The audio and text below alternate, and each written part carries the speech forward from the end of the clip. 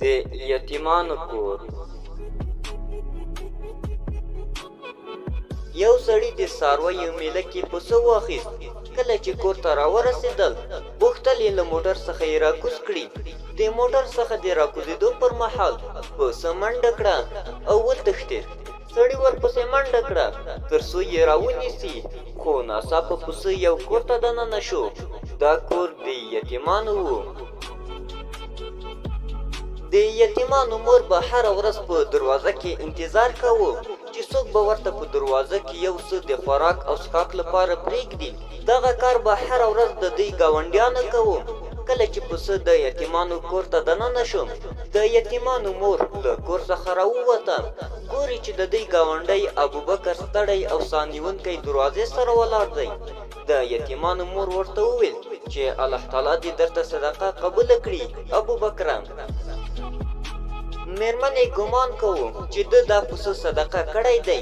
نو ابوبکر ورته وویل الله تعالی دې قبول کړي. او زیاته یې کړه خورې بښنه کوه، ستاسو حق کې مو ډېر ځنډ کړی دی. سړي قبلې ته مخ کړ، لاسونه یې پورته کړل او ویې ویل ای الله، ته یې په خپل دربار کې قبول او منظور کړې. په سبا ورځ د سهار له لمانځه څخه وروسته ابوبکر له کور څخه بیا د حیواناتو په لور روان شو تر څو یو بل پسه واخلي. یو موټر یې له پسونو څخه ډک ولید، ورغی او له پخواني پسه څخه یې ډېر چاغ پسه واخیست. ابوبکر د قیمت پوښتنه وکړه.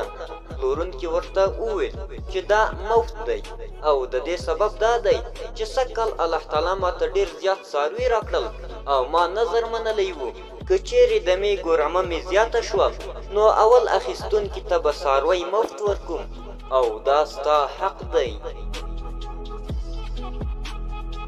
عبرت: صدقه رد بلا ده. رسول الله صلی الله علیه وسلم مبارک فرمایلی دي د صدقې او خیرات په پیسو کې هیڅ کله کمی نه راځي.